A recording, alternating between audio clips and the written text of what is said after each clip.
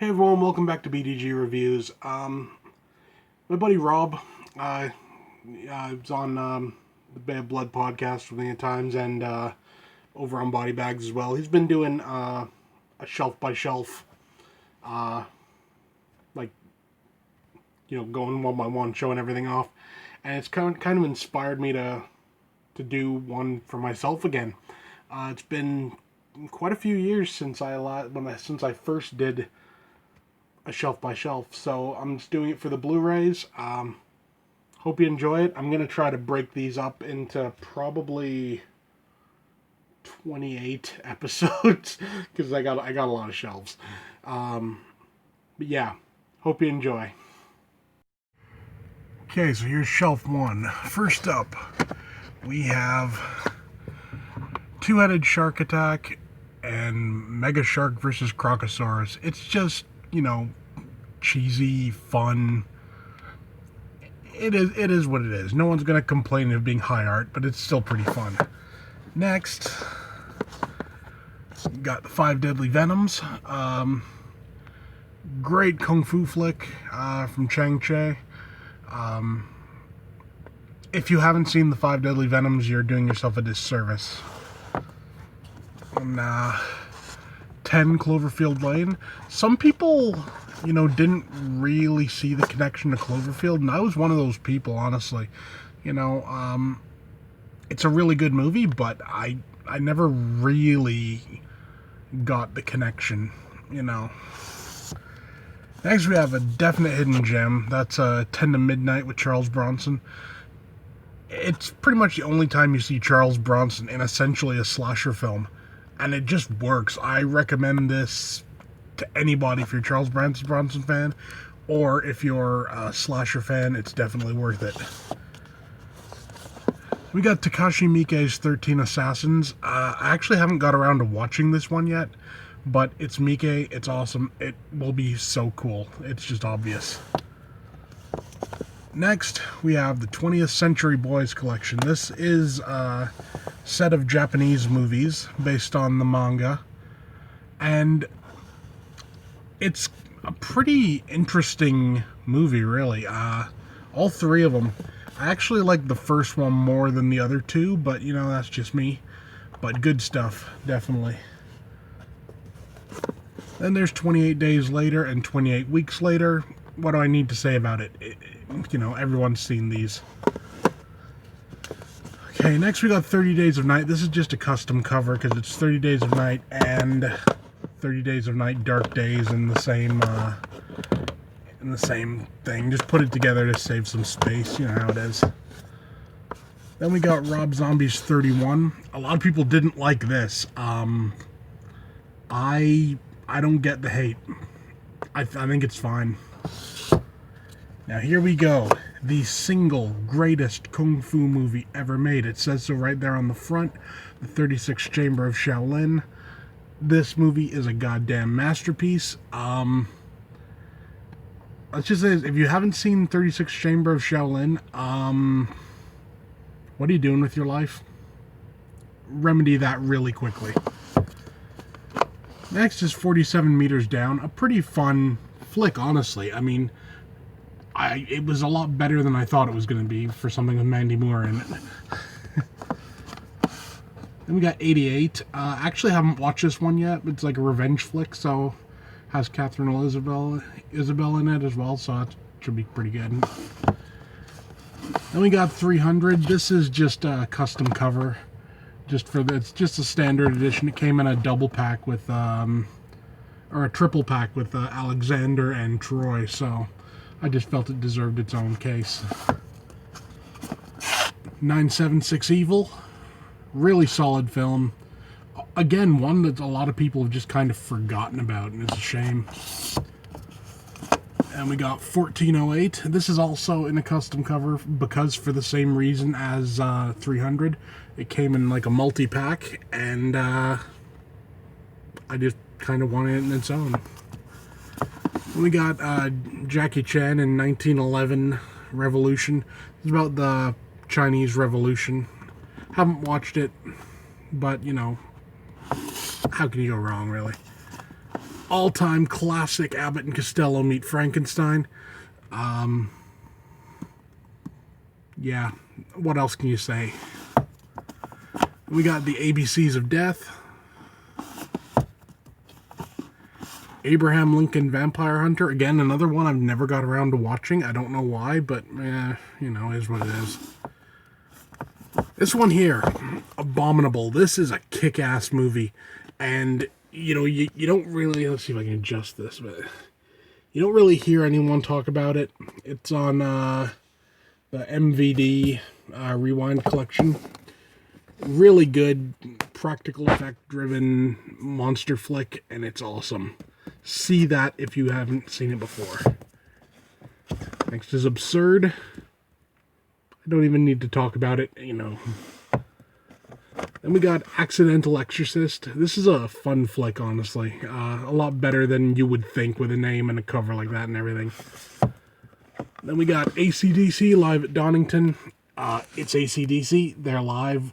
What else do you need? Afro Samurai, good stuff. And Afro Samurai Resurrection, also good stuff. Just not quite as good as the first one. Now we have Afflicted. This is completely a hidden gem. No one talks about it. They should. It's awesome. There was talk about it for a while when it first came out. But people, it's like been forgotten, and it's a damn shame. Great flick. Great found footage vampire flick. Really good. We got Aftershocks. Well, Aftershock, I should say. Really mean-spirited flick, honestly. I mean, it stars Eli Roth. Despite what it says there, it looks like it's an Eli Roth film. It's not. It's, you know, I think like he's a Mexican director or something. But a really solid, mean-spirited flick. If you like your horror to hurt, this will do it. Let's just adjust this a bit here. Okay, next we got Airplane and Airplane 2. Sorry about that glare. These were a gift from my buddy Will. I love the airplane flicks. They're hilarious. Then we got Akira. This is actually the Japanese import from Oniami's video or whatever. Then we got the Alien Anthology. You're probably wondering why this has the UK titles and everything. That's simply because at the time it was cheaper than getting the American one. And it was like, I'm talking like $30 cheaper. Then there's Alien Covenant. If you're wondering where Prometheus is, that's elsewhere. That will come up later in the thing. Then we got Alien vs. Predator. This is a custom cover again for Alien vs. Predator 1 and 2. This is one I honestly can't even remember if I've watched this. This is Alien Origin. I don't know if I've watched that or not. I don't know. Then we got Alien vs. Ninja. It is what it is. It's aliens versus ninjas. You know. Then we got Alita Battle Angel. Awesome flick that not enough people talked about. You know, all those people going on about like, oh, like, you know, The Last Jedi sort of thing is like the feminist movie of the year. Like, no, that would be this one, and it works a hell of a lot better. Great flick. You owe it to yourself to see that if you were sleeping on it. Next is Alexander. Like I said, came with 300 in Troy, but, you know, wanted to give it its own case. It works. Then we got this Alfred Hitchcock Classic Collection. It's got Notorious, Rebecca, and Spellbound. All good flicks. It's just awesome. And this is again a UK one. This is another Alfred Hitchcock collection. It's got Dial M for Murder, North by Northwest, and Strangers on a Train. All good stuff. And you can't go wrong with Hitchcock. It's like a law. Next, we got All Cheerleaders Die. Really fun flick, and, you know, again, another one which nobody talks about anymore, and I don't really know why. All Hallows Eve and Mischief Night. All Hallows Eve is actually the first appearance of Art the Clown, who went on to do Terrifier and Terrifier 2, which is coming out. Mischief Nights, man, it's alright, but All Hallows Eve, that's what you want this for. Next, we got All the Boys Love Mandy Lane. I actually got this back when the whole rights thing was going on with it, and you couldn't get it. A genuinely solid slasher that had it come out when it was, like, made, it would have been just as big, if not bigger, than Scream, I think. Then we got The Alphabet Killer. This is one I've seen a long time ago, but I honestly can't remember anything about it. I thought it was pretty good, if I remember right. Then we got Altitude. Really solid, like, I don't even know what to call this movie, but it's good, so see it. Then we got The Ambition of Oda Nobunaga. Neat little thing. Essentially, it's the story of Oda Nobunaga, but they've changed him into a cute anime girl. You know, nature of the internet and stuff. Then we got American Graffiti. Everyone's seen American Graffiti. It's awesome. And American Horror Story, complete first season, otherwise known as Murder House. Still one of the best entries in the series. Asylum, great series. You know, it's just more of the same. Covenant, again, oh, Coven, what did I say, Covenant? Coven, good stuff. That was probably one of my favorite seasons, actually. Then we get to Freak Show. I actually haven't seen Freak Show. I have the Blu-ray, but I've just never got around to watching it. And same with Hotel. I've heard some decent stuff, but I've never got around to watching it. Then, because, you know, Fox kind of screwed everybody over, then I got Roanoke on DVD. Because, you know, it's like all of a sudden they're not making Blu-rays anymore. I don't know, it was stupid. Then we got American Mary.